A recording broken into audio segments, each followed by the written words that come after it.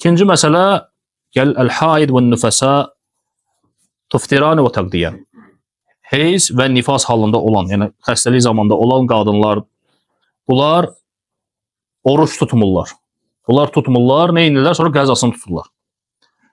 Onlara vacibdir ki, oruç tutmasınlar. Müsafirlə xəstə nədir? Tuta bilər, tutmaya da bilər. Amma bunlar tutmaq olmaz. Bunlar ümumiyyətlə tutmalı deyirlər. Heyz və nüfəsə. Və vacibdir üzərinə nə? Onlara vacib olan Ramazandan sonra qəza tutmaq. Təmizlənəndən sonra yəni qəza tuturlar. Ayşə radiyallahu anh rəvayət edir ki, buyurur ki, kânət ihdânə təhid alə ahdi Rasulullah sallallahu aleyhi ve sellem və nu'mru bi qadai savm. Bizlərdən, yəni qadınlarına birimiz heyz olduğu zaman Peyğəmbər sallallahu aleyhi ve sellem əmr elərdi qəzasını tutsunlar. Amma namazın qəzasını əmr etmədi. Yəni namazın qəzasını tutmurlar, amma orucun qəzası tutulur. Bu da Buxari və Müslim rivayət eləmişdir. Və müəllif buyurur ki, İbn Qudamə rahimehullah, və insamətə ləm yüczihumə. Əgər tutsalar, səhih deyil. Oruç tutsalar, oruçları məqbul sayılmır. Hamilə bir qadın, gətirir burada müəllif ki, hamilə qadın uşağını salarsa və artıq yəni 80 gündən artıq keçərsə, yəni 80 gündə artıq yaradılış baş verir, yəni formaya düşür uşaq. Və bundan sonra qadın uşağı salarsa, o zaman nifas hökmünə düşür və ona həmin vaxtı nə edir? Oruç tutmur. Oruç tutmur. Çünki nifas halında olanlara onlar oruç tutmurlar yəni. Qəzasını tutur sonra. Amma əgər yəni artıq düşən uşaq, yəni yaradılış baş vermədən olarsa, yəni bir ay sonra və yaxud yəni xilqəti tam yaradılış formasını almayıb, yəni o zaman nədir? Fəhuvə mə ləm yetim ləhu 80 yevmin, yəni 80 gündən aşağı olarsa, o zaman fəinnəh lə tu'təbir nifəsə. Nifas sayılmır. Və yecibu aleyhi siyam. Ona oruç tutmaq vacibdir. Oruç tutur. Çünki hökmü nədir? Tahir, təmiz, tuhur qadının hökmüdür. Ona da vacibdir. Nüfasalara, nifas halında və heyz halında olanlara vacib deyil. Bu da bu hökmü almır ona görə. 80 gündən aşağı olursa. Sonra gəlir üçüncü məsələ əl-hamil vəl-murdi. Hamilə və süd verən qadınların orucu haqqında. Fəyəcuz ləhumul fitr. Onlara da oruç tutmamaq icazəlidir. Hamilə və süd verən qadına oruç tutmamaq icazəlidir. Nə vaxt? Bir şərtlə. Əgər təhlükə varsa, ya öz canına, ya uşağa təhlükə varsa, nə edir? Tutmur. Sonra nə edir? Qəza mı tutur? Qəza mı tutmur, fidyə verir, yoxsa mı qəza tutur və fidyə verir? Bu artıq nədir? Bu artıq ixtilaflı bir məsələdir. İndi onlara inşallah izah edəcəm.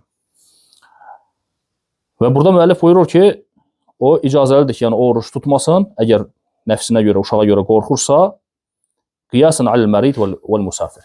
Qiyas eləyərək, yəni onu bənzədiblər onun halını müsafirin və xəstənin halına. Xəstə və müsafir necədirsə hökmü, bu qadın da nədir? Onun hökmü ona bənzədilibdir, yəni qiyas olunur. İzə xafətə alə vələdihə əftərətə və qadətə və ət'amətə an kull yevm miskinin. Əgər uşağa görə qorxarsa ki, uşağa təhlükə olarsa, nə edir? Yenə oruç tutmur, dediyimiz kimi.